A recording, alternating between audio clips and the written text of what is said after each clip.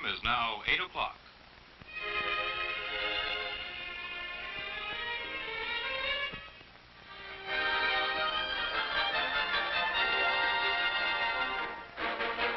Now the weather. Temperature at 8 o'clock, 68 degrees. Humidity, 82%. The expected high today, around 80. The forecast, showers this morning, clearing later in the day.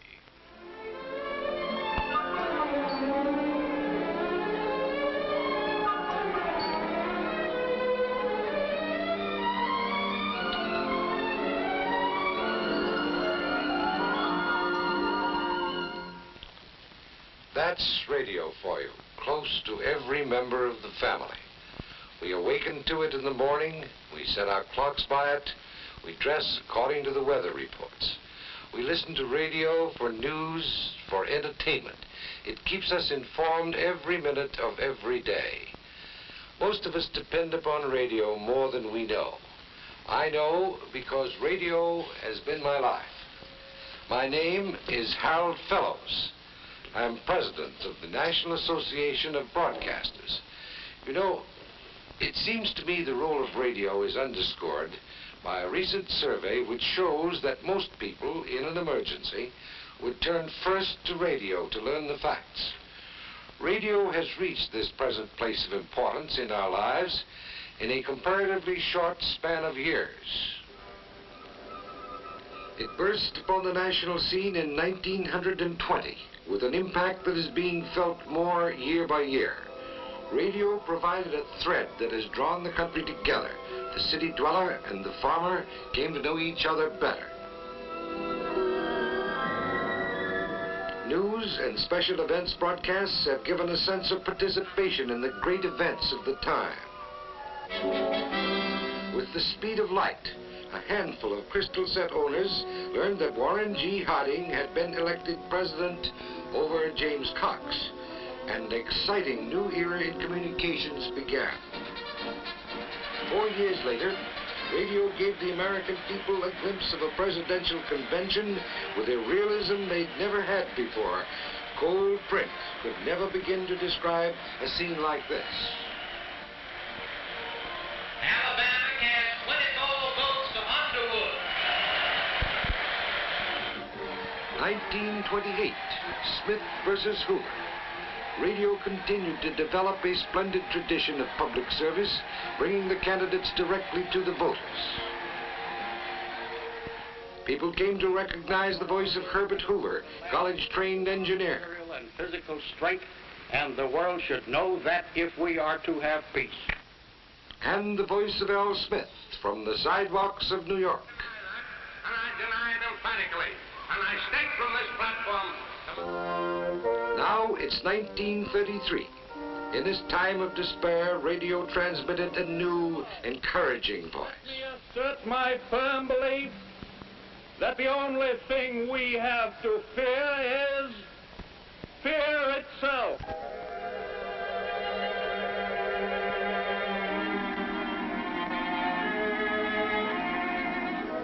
Throughout the trying days of the Depression, radio brought the heartening voice of the president to the people.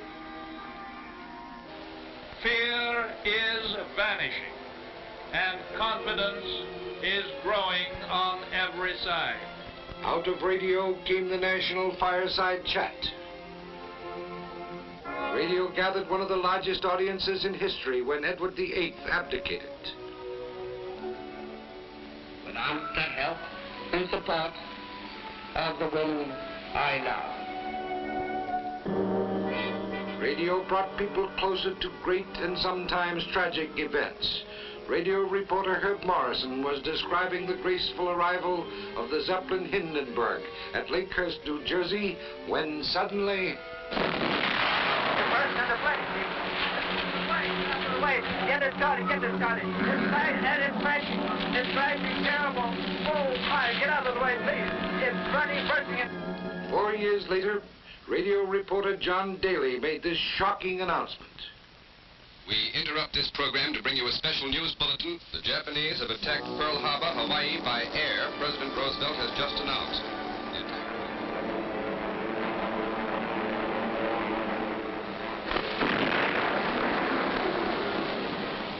December 7th, 1941, a date which will live in infamy. During the war, radio rose to new heights, proved it was indispensable, with its reports from the battlefronts.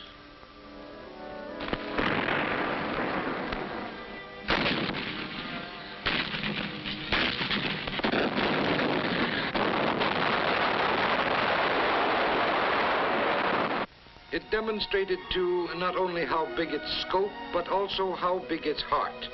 These British children were sheltered in the United States during the war, an ocean away from their families, but radio spanned that ocean. Hello, Mum. Hello, Doreen. What's this pink dress you've got on? Who gave you Mum that? bought that for me. Did she? Yeah. Did you get the cable and the presents for your birthday? Yeah.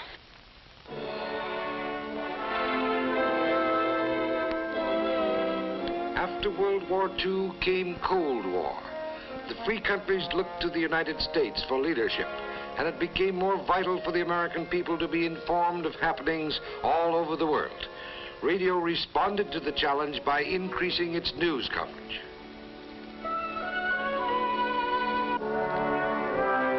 No matter where it happens, Singapore, Paris, or Washington, D.C., radio is first with the news. It teams up with the wire services to keep you informed, instantly, constantly.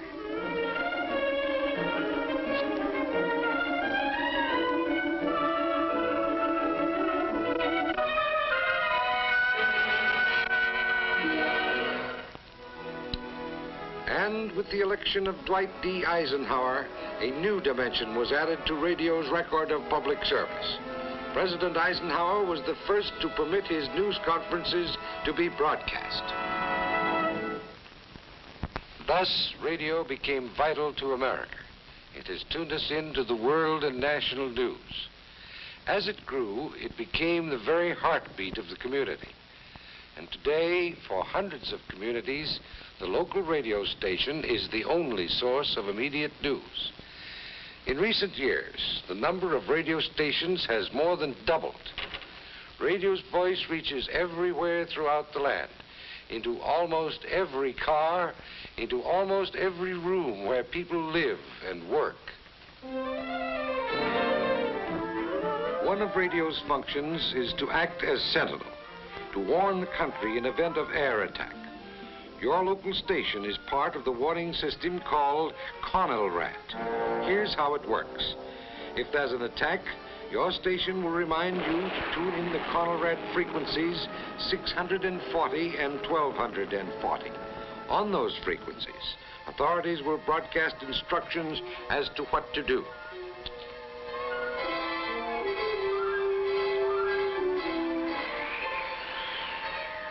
CONELRAT plays a part, too, in weather emergencies.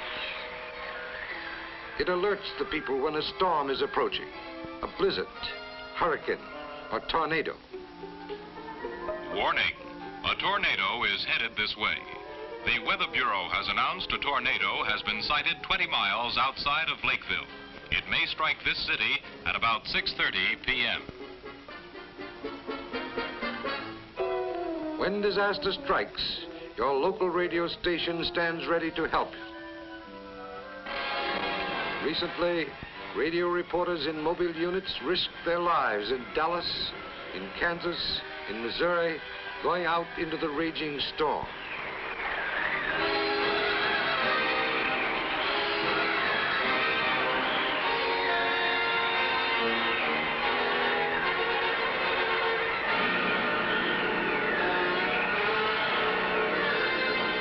They reported practically every twist and turn of the tornado. They warned people out of its path.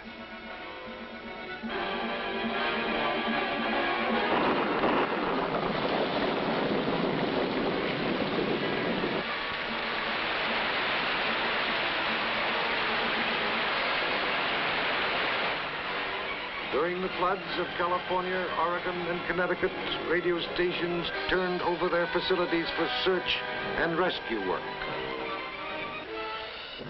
Radio helped in cleanup and relief operations.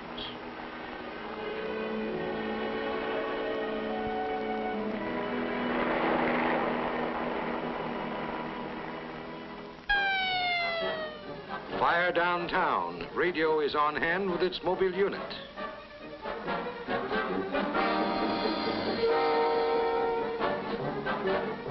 The studio on wheels has enabled radio to be present at practically any news event, from a political speech to a fire like this.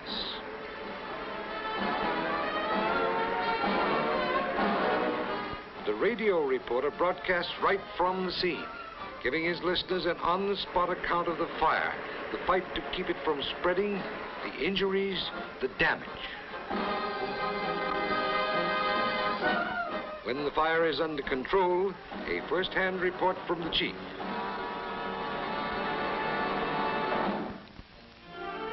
From a fire to a chat with some interesting neighbors. With its speed and flexibility, radio has become an integral part of the community, which means being active in it. Your local radio station, for instance, works with the police to help locate missing persons, to reunite separated families. But radio is more than just a reporter. It's a participant in community life. It often sparks civic improvements, such as slum clearance projects.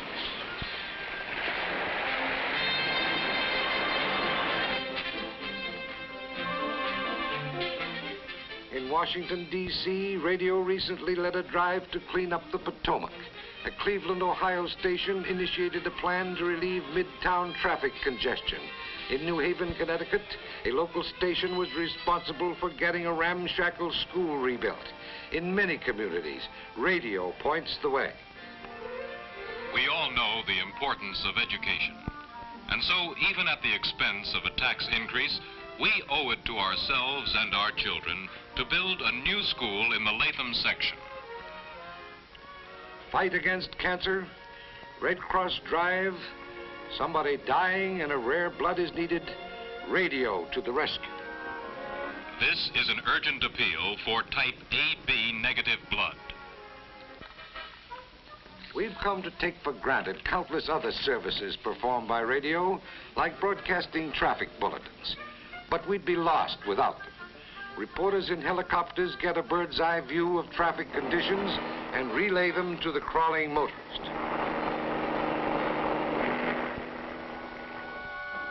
Traffic is heavy with up to 1 hour delays on all major highways leading to the city. But it is moving steadily on secondary roads 3A and 9A.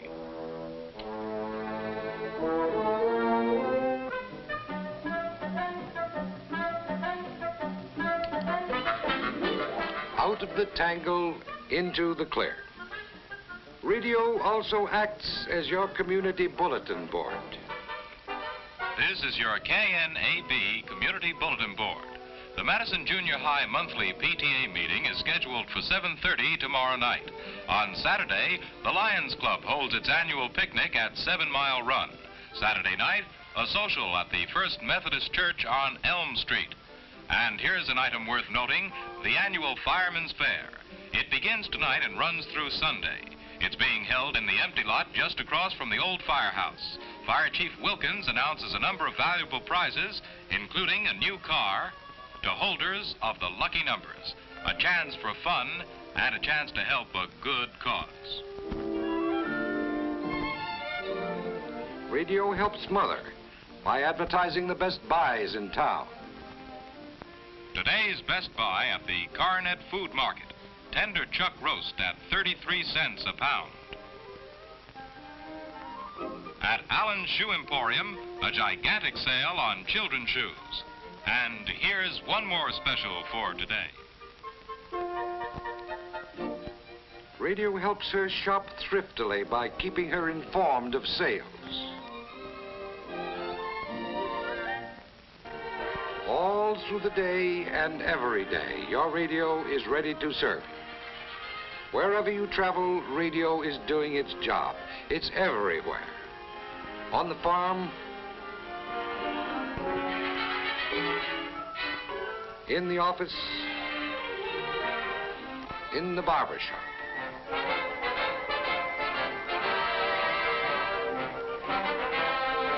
Indoors and out, at work or at play, radio is always with us in the busiest and the loneliest parts of America.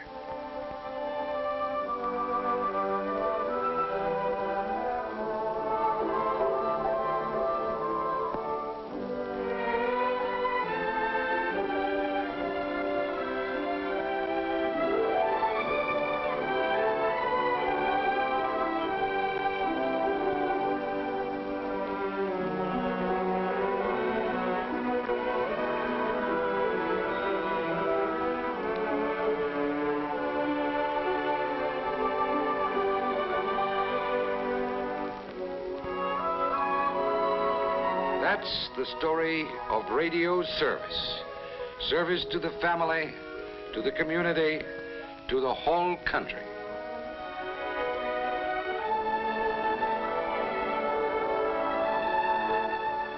From its very birth, radio has been a public servant.